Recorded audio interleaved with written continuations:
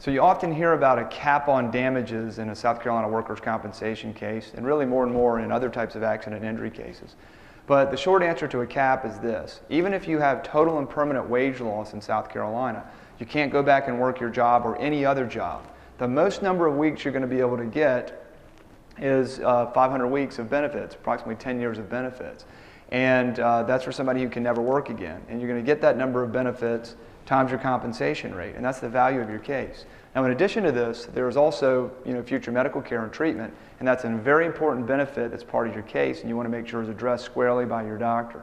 But the cap on damages is this: even if you were earning $100,000 a year, $30,000 a year, and you're early in your career and you can't do it for the next 30 years, there's going to be a limit on what is paid out in your case.